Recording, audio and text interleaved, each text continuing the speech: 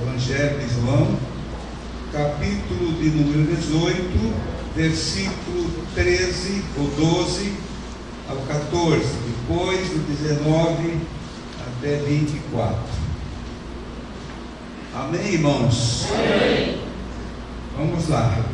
Assim, a escolta, o comandante e os guardas dos judeus prenderam Jesus e o maniataram, amarraram-lhe e o conduziram primeiramente a Anás, pois era sogro de Caifás, sumo sacerdote naquele ano.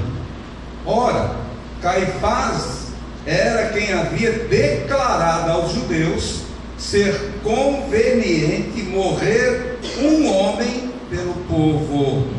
Versículo 19. Então o sumo sacerdote interrogou a Jesus acerca dos seus discípulos e de sua doutrina. Declarou-lhe Jesus: eu tenho falado francamente ao mundo, ensinei continuamente tanto nas sinagogas como no templo, onde todos os judeus se reúnem, e nada disse em oculto. Por que me interrogas? Pergunta aos que ouviram o que lhes falei. Bem sabem eles o que eu disse. Dizendo ele isso, um dos guardas que ali estava deu uma bofetada em Jesus, dizendo: é assim que falas ao sumo sacerdote? Replicou-lhe Jesus: se falei mal, dá testemunho do mal, mas se falei bem, por que me feres? Então Anás o enviou manietado à presença de Caifás, sumo sacerdote. E assim continuou Jesus naquele dia. Feche os olhos, queridos irmãos. Veja Jesus pela fé. Tomara que essa criança não grite tanto, não é? Eu quero ouvir o grito dos irmãos hoje, para sufocar o grito da criança. Mais forte. Abençoados. E esse menino logo vai também estar ouvindo a voz do Senhor, sendo abençoado. Pai querido e eterno, nós te agradecemos, te louvamos, bendizemos a ti, Senhor, por esta oportunidade, por este santo dia, por este glorioso dia. Nesta noite, Pai, culto de Santa Ceia, neste dia 2 de fevereiro de 2018, a nossa segunda Santa Ceia já deste ano. Meu Deus, eu te agradeço por estar aqui com os irmãos. Pai amado e querido, nós sabemos, Deus, que vai ser um ano difícil. Começamos já experimentando lutas e aflições, dores, mas tu estás conosco. A tua palavra tem sido, aleluia, anunciada em alto som, sim, meu Deus, com clareza, que todos podem entender. E nesta noite, precioso Jesus, eu quero te agradecer pelos irmãos que estão aqui nesta noite, para juntos nós glorificar e exaltar o teu nome. Sim, Pai de amor, recebe nossa oração, nosso pedido e o nosso louvor, Jesus, em teu nome. Amém e amém. Aplaude o Senhor, irmãos, com alegria. Alegria, glória a Deus, aleluia. Glória ao nome do Senhor, porque Ele está aqui conosco. Glória a Jesus. Podem tomar seus assentos. Amados irmãos, o ano vai seguindo, nós já experimentamos algumas lutas, mas também experimentamos a bondade do Senhor. A misericórdia do Senhor. O diabo pode dizer: você morre. Jesus disse: não, eu dou vida para ele. Ele vai morrer, ela vai morrer. Mas Jesus disse: ela vai viver, ele vai viver. As minhas irmãs estão muito preocupadas comigo. Não sei se os meus irmãos também, mas minhas irmãs não. Então uma delas disse para mim que eu, de vez em quando, estou me mandando uma receita de como envelhecer com qualidade. Qualidade de vida, isso é qualidade de vida que chamou, isso é mais ou menos isso. Isso é viver com qualidade, envelhecer com sabedoria. Eu fico olhando aquelas receitas, tem tanta receita para velho, você já viu? Né? Mas eu não preciso mais de receita para velho, eu preciso de receita para servo de Deus. Né?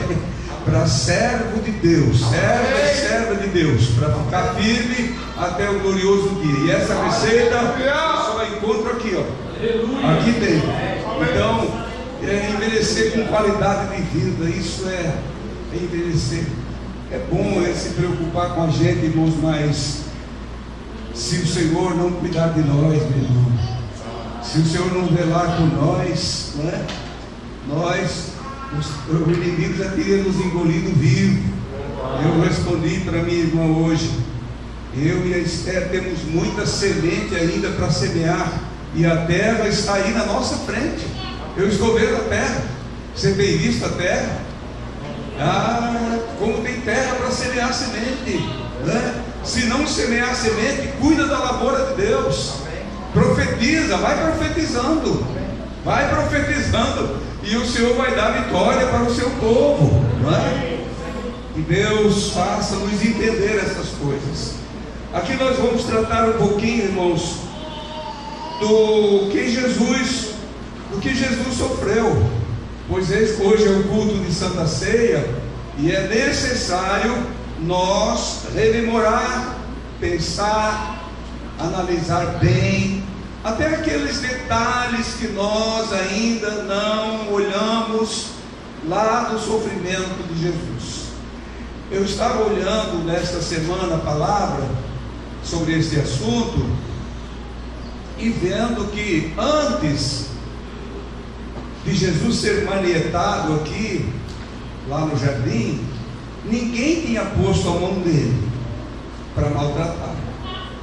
Ninguém tinha, eu acho que acertado uma pedra em Jesus ainda. Ele tinha sido apedrejado, mas ele tentava apedrejar ele algumas vezes, mas ele escapava, fugia. Ninguém tinha colocado a mão nele. É claro que ele já estava sofrendo no jardim. Ele teve uma grande decepção com um dos seus discípulos, uma decepção que estava escrito que deveria de acontecer, mas Judas serviu ali como um cravo que feriu Jesus sem Judas tocar no Senhor Jesus. Feriu o Senhor. O Senhor ainda tentou dar uma oportunidade para Judas, quando o Senhor disse na mesa que entre vocês tem um que vai me enganar, que vai me trair. Eles ficaram surpresos, era impossível. Na concepção daqueles 12 homens, queridos irmãos e irmãs, era impossível alguém trair o mestre, aquele mestre querido, amado, que fez o que nenhum outro homem tinha feito sobre a terra. Moisés era muito pequeno diante do Senhor Jesus. Jesus superou tudo e todos, mas um traiu. Então ninguém sabia entre eles ainda quem era. Pedro disse para João, que era o apóstolo mais chegado: pergunta para o mestre quem foi. A palavra é tão clara, irmãos, que João debruçou-se sobre o peito do Senhor, encostou-se no Senhor, falou no ouvido do mestre: Senhor, Mas quem é esse? Quem é? Jesus disse: é Judas? Não. Jesus disse: é aquele que eu der o pão molhado, ou o bocado molhado. É esse aí. Fiquem de olho. Fiquem de olho. Não espero, irmãos, que o Senhor venha dizer para mim um dia: fica de olho para ver quem é.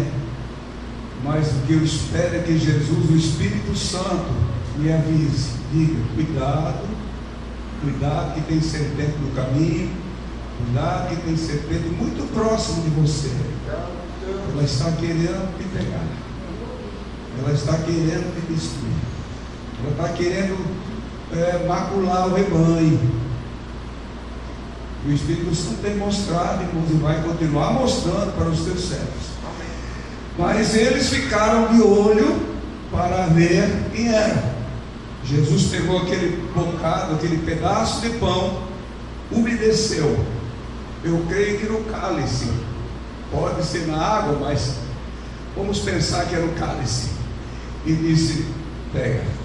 Foi direito a Judas. Eu não quero nem apontar para ninguém aqui, mas foi direito aquele cidadão. O interessante, irmãos, que esse bocado molhado tinha nele misericórdia. Amém. Tinha amor. Amém. Tinha compaixão. Amém. Tinha compaixão. Amém. Tinha uma porta aberta para que Judas se retratasse, mas o coração daquele homem estava tão endurecido para o Senhor, a porta não abriu mais, a porta trancou. E Satanás entrou naquele coração, e diz a palavra que era de noite, quando ele virou as costas para Jesus, ele se foi.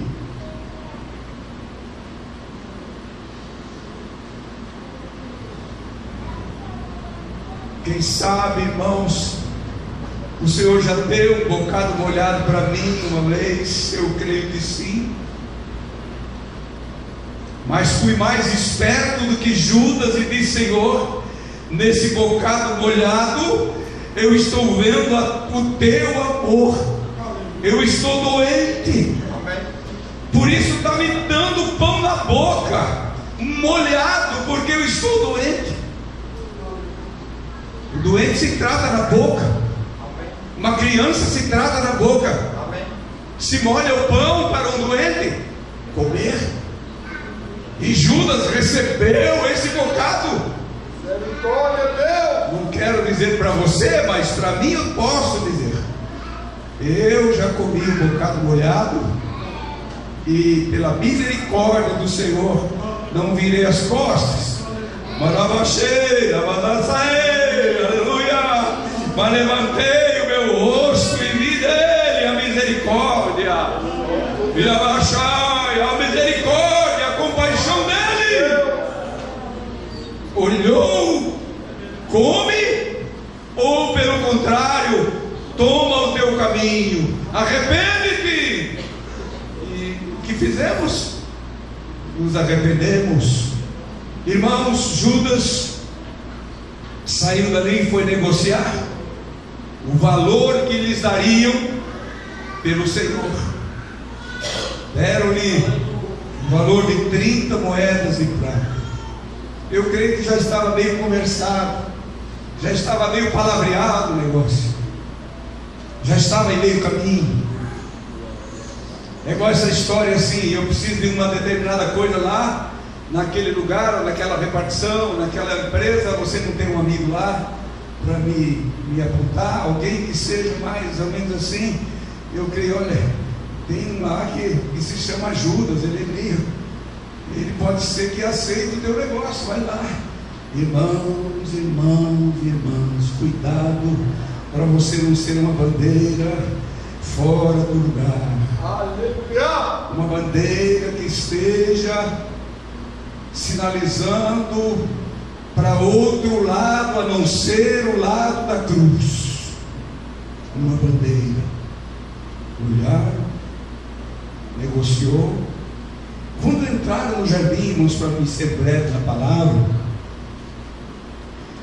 a escolta do sumo sacerdote, dos fariseus e soldados, diz a palavra. Vejam só, escolta do sumo sacerdote, escolta dos fariseus, escolta, que eram os guardas particulares deles, e também soldados, que eram soldados romanos. Entraram no jardim e procuraram. Aqui João, na forma que ele olhou esses fatos, ele não menciona que o beijo de Jesus, de Judas em Jesus, ele não menciona, isso aconteceu, mas isso para João foi secundário. Ele focou em outro ângulo, ele focou no outro ângulo. Ele olhou quando os guardas perguntaram, ou seja, Jesus perguntou: quem vocês estão procurando? E eles responderam: Jesus o Nazareno. Sou eu. E com essas palavras, essa pequena frase, sou eu, aleluia, caíram todos por terra. Deus manifestando o seu poder, a sua glória. Mas acima do poder e a sua glória, ali naquele momento, para defender o seu amado Filho Jesus, o nosso Salvador, o Senhor tinha em mente e tinha pela frente eu e você, a nossa salvação. Se Jesus voltasse, se Jesus dissesse: eu não vou me entregar, ali, pela segunda vez, Jesus perguntou, quando eles se levantaram assustados: mas quem vocês estão procurando mesmo? Por Jesus o Nazareno. Eu já disse que sou eu. Vieram me prender? Prendam, só deixem eles soltos. Os meus discípulos, vocês não põem a mão nele, para que se cumprissem as escrituras. E ali teve alguém que pela primeira vez, o inimigo, colocou a mão em Jesus. Notem bem isso, irmãos, andem comigo um pouco nas escrituras. Pela primeira vez colocou a mão em Jesus. Ninguém tinha colocado inimigo, não. Tinha alguém tocado em Jesus. Jesus tinha tocado em muita gente. Jesus tinha abraçado, sido abraçado, mas não o inimigo para levá-lo à morte. Alguém tocou a mão, segurou, outro amarrou, manietaram Jesus. João não olhou e disse que era só as mãos, mas João diz aqui na escritura que João era aquele que olhava as coisas com detalhes, muito perto, ele sempre estava olhando. Manietaram Jesus. Vamos agora para a primeira instância. Onde estava a primeira instância? Era o tal de Anás, sogro de Caifás. Ali era a primeira instância. Jesus foi levado à primeira instância, foi interrogado, manietado, amarrado, não soltaram mais ele. Você já viu alguém amarrado pé e mão? Quando vai para o calabouço, quando vai, o carrasco vai atrás, ele vai amarrado pé e mão. A Bíblia não me diz isso exatamente aqui, que era pés e mãos, mas manietado me dá a impressão de que era pé e mão. Não deixe eles soltar ele. Veja que nós vencemos. Olha só, nós caímos por terra a primeira vez, mas pela segunda vez não. Jesus chegou a dizer lá atrás para os discípulos no jardim: se eu precisasse, outro evangelista escreveu, se eu rogasse o Pai, Ele me enviaria quantas legiões de anjos? 12 legiões de anjos para me defender. Eu poderia fazer isso, mas não fez. Agora ele vai manietado, e Anás, ele vence. Jesus não perdeu e nem instância, irmãos. Satanás pensa que ele perdeu, mas ele venceu em todas as 3 instâncias: a de Anás, de Caifás e de Pilatos. Ele venceu, ele foi vencedor, sem advogado para defendê-lo, sem ninguém. Ele venceu. Não sei se os irmãos estão entendendo. Amém. Mas eu creio que dá para entender. Amém. Jesus não perdeu não, irmãos. Ninguém vai pensar que por Jesus ser amarrado, condenado e foi morto na cruz, ele foi um perdedor. Não, Satanás é que diz isso. Nós salvos dizemos: louvo a ti, Senhor, e nessa noite vou participar da Santa Ceia, porque tu deste a vida por mim. Eu estou lembrando disso. Amém. Eu estou rememorando esse ato sublime, esse gesto sublime do Senhor. Então, queridos irmãos, lá para Caifás foi mais contundente nas suas perguntas e perguntou para ele sobre os seus discípulos, quem eram. Me diz o nome de todos eles aí, conta, fala sobre eles para mim, e da tua doutrina também. Jesus se calou? Não. Ele abriu a boca. Como você vem perguntar para mim sobre a minha doutrina e sobre os meus discípulos? Tudo que eu falei claro. Eu falei com clareza, abertamente. Eu falei nas sinagogas, que eram as igrejas, como se fossem os templos espalhados, e também no templo, que era o templo central em Jerusalém. Eu falei com clareza, eu nunca falei nada em oculto. Tudo que eu tive que dizer, eu falei claramente. Você vem me perguntar sobre a minha doutrina e os meus discípulos. Foi naquela hora, meu irmão, que alguém, mais um, ousou ser mais violento do que aquele que o manietou. Deu uma bofetada. Aleluia! Pense nisso. Você pensa que é fácil um homem como eu e você, meu irmão, que está olhando para mim, levar uma bofetada de um guardinha, de alguém que estava ali? Deu-lhe uma bofetada de mão cheia. Foi o primeiro a ferir o Senhor, o meu querido Jesus.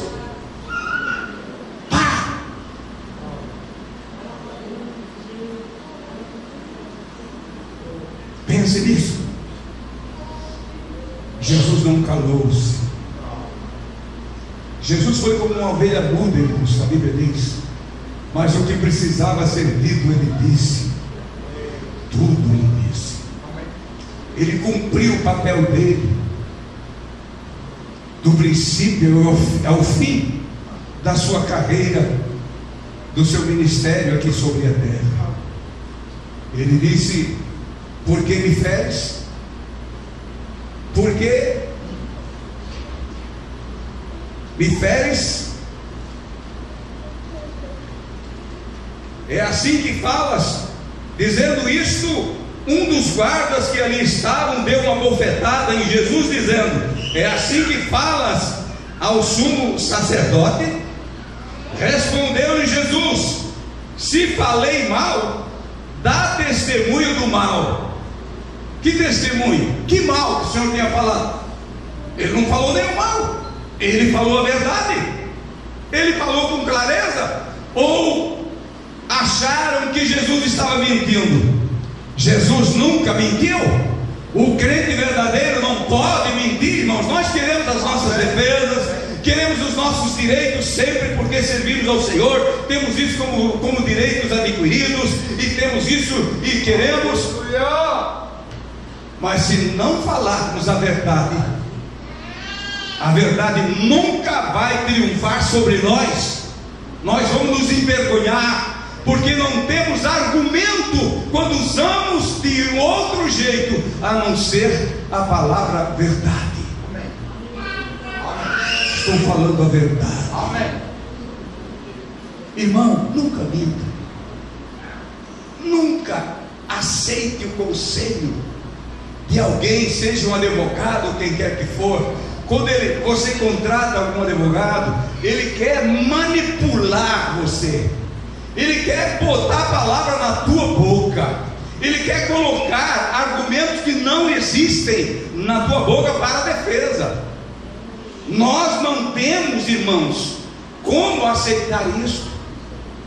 Se você um dia participou disso, peça perdão para o Senhor.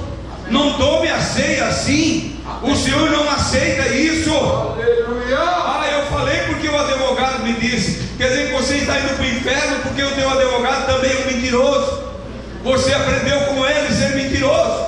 Meu irmão, cuidado, minha irmã. Muitos processos que envolvem, às vezes, a própria lei trabalhista, que é o mais que as pessoas se envolvem. Irmãos, não precisa mentir. Fala a verdade. Amém. Fala a verdade, tudo a verdade vence. Amém. Ou não é verdade? Claro que é.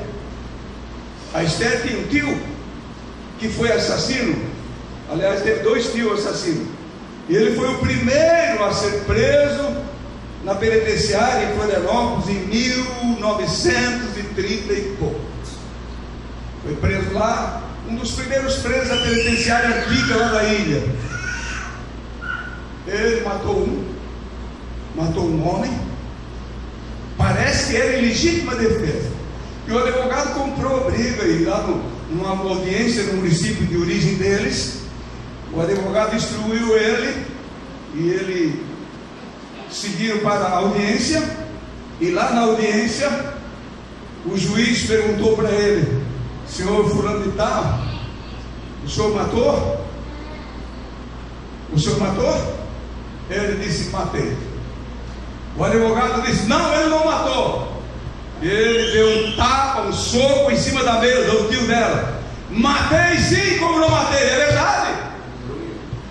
Por quê, irmãos? Porque esse homem, esse tio dela, seria o primeiro a ser chamado pelo Evangelho de Cristo para a família dela. Ganhou toda a família. Aonde que ele ouviu? Lá nessa penitenciária, lá onde ele foi preso. Lá onde ele ficou 7 anos, 6 anos e não sei quantos dias e quantos meses e quantos dias. Ela conta essa história. Ele levou o Evangelho aqui para o Alto Vale e toda a família aceitou Jesus como Salvador. Se ele tivesse mentido lá, irmãos, se aquela mentira tivesse prevalecido lá, ele tinha sido solto lá e não tinha pago 6 anos de cadeia, quase 7 anos. Mas ele falou a verdade e foi preso, porque o Senhor tem esses caminhos para os seus filhos, para o Filho de Deus. Entendam isso? Amém. Então nós não podemos, irmãos, falar a verdade.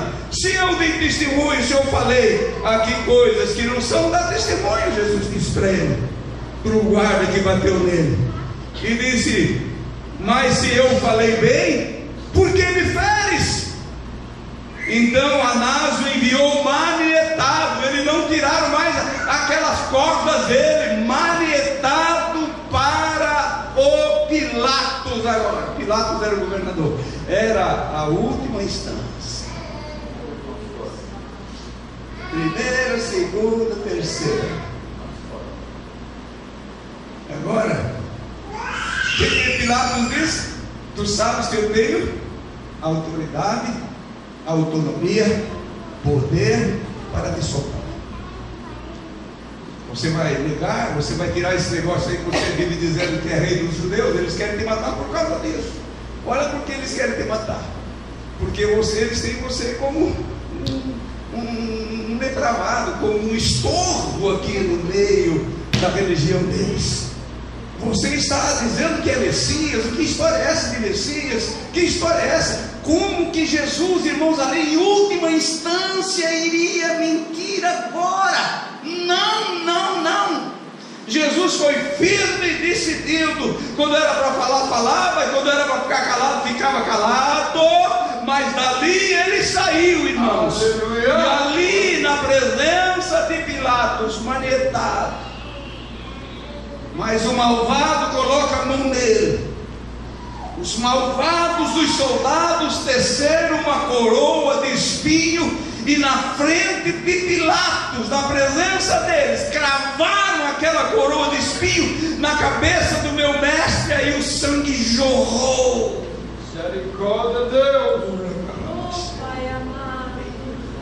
Misericórdia, Deus. Veja, olha para Jesus agora. Olha o rosto dele. O sangue começou a correr entre os olhos descendo. Vestiram ele com a roupa de cor escarlate, como se fosse rei, e colocaram aquela coroa de espinho na cabeça dele. Meu irmão, um homem que até então, Aleluia. naquele dia, aquela madrugada, nunca alguém tinha colocado a mão dele. Mas ali, o Calvário começou e foi até o fim. Quanta dor, irmãos. Quando eles forçaram ele próprio a carregar a cruz, já definhando em dor. O sangue estava saindo aos borbotões, ele estava correndo no chão. Desde o jardim, antes de alguém colocar a mão nele, um sofrimento assim, não natural, mas um sofrimento pessoal de Jesus por causa da luta que ele tinha, do que ele tinha que enfrentar. Ele suou grandes gotas de sangue que caíam na terra, mas era ele sozinho ali. Agora eram os malvados, eram os soldados, eram os homens, os piores da terra, que estavam ferindo o meu Senhor. Aleluia. Você sabe por que Moisés perdeu a terra prometida? Você sabe por que ele não entrou na terra prometida? Você sabe por que muitos caíram naquele dia? Porque ele feriu a rocha pela segunda vez. Era para falar com a rocha a primeira vez. Isso você conhece. Nós estudamos sempre essas escrituras. Era para ferir, era para falar a rocha a primeira vez. Moisés falou para a rocha e a rocha abriu abundantemente água. Aquele que tem sede, venha a mim e beba. Agora, aquele que tem ódio, vem em mim, bata em mim, me fere. Não. Pela segunda vez, Moisés chega lá no mesmo lugar, na mesma rocha, na mesma situação. Aleluia. Moisés, agora tu fala comigo, fala com a rocha. Fala com ela. Fala, Balaçu. Fala com a rocha. Fala com a rocha, irmã. Fala com a rocha, meu irmão. Não fere a rocha. Fala com ela. Não fere a rocha. Fala com ela. Fala com ela. Ela vai responder para você. Ela vai dizer tudo o que você precisa ouvir. Tudo. Mas Moisés, irmãos, por causa da murmuração, por causa da luta, não pensou nem nele próprio. Pegou o cajado e bateu com força, com raiva. Aí aconteceu o que aconteceu. Moisés, irmãos, é um santo que nos espera, mas deixou-nos um grande exemplo para nunca nós, irmãos, ferir essa rocha da nossa salvação, que é o Senhor Jesus Cristo. Amém. Não fira ele, não fira. E, irmãos, nós vamos encerrar a mensagem aqui por causa do horário. Mas a partir do momento que Jesus saiu da terceira instância, da presença de Pilatos, levando a cruz, subindo o Calvário, esbofeteando, O outro evangelista escreve que cuspiram no rosto dele. Você já imaginou alguém levar uma cuspida de alguém no rosto? Uma vez eu era soldado do exército, eu estava num pequeno restaurante esperando o trem, e isso foi em 65, já faz muitos anos. E chegou um moço ali, eu vi um cidadão muito nervoso e pediu um café, eles deram um café para ele. De repente parou lá na frente um carro com mais 3 ou 4 homens, era o chefe dele. E ele, ali estava a notícia que um caminhão antigamente chamava aqui a Erusk ou Celesc hoje ainda, mas a Erusk era a eletrificação rural. Eles fizeram uma linha rural, e na inauguração daquela linha de eletricidade para aquele lugar rural, interior, esse cidadão que pediu café, que chegou primeiro, era o motorista, e ele bebeu e bateu com o caminhão no barranco e morreu um homem, morreu um funcionário daquela empresa, e o chefe veio atrás dele. Quando chegou, entrou naquele restaurante, eu estava do lado assim, fardado como soldado. Aquele homem não disse nada, mas ele levantou a mão bem para trás e deu um bofetão naquele homem, com aquela xicrinha de café na mão, que ele rodopiou, e eu não sabia o que é isso. Quase que comprei aquela briga ainda, porque eu confiava que eu era soldado. Depois eu falei, não, eu vou ficar calado. Mas deu um bofetão, aquilo doeu lá dentro de mim. Agora, contam para mim, moedas que deram um bofetão de Jesus, não vou sentir nada. Misericórdia de Deus. Faz tanto tempo. Mas saiba você, meu irmão, Misericórdia de que Deus. Ele é o mesmo. Choralava-se. Ele não mudou. Ele está aqui entre nós. Ele vai tomar ceia comigo nessa noite. Eu vou tomar ceia com Ele. E eu convido você também, meu irmão, nesse culto, que nós devemos nos examinar a nós mesmos. Nós tomar ceia com o Senhor.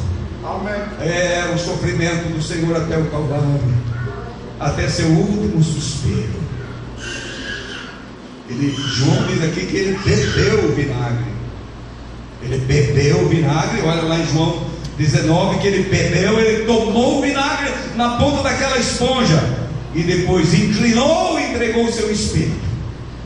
Depois disso, já não sentindo mais dor, mas olhando para o meu Senhor, e vem um soldado e empurra uma lança no lado dele, e João olha bem de perto. O que João viu correr? Sangue e água. Nenhum outro viu isso, nenhum outro escreveu, mas João disse: eu vi correr sangue e água. Isso não te comove? Você pode tomar a ceia assim, de qualquer jeito. Não, meu irmão. Convido-vos para se colocar em pé, os obreiros vir à frente, e nós vamos já servir a ceia.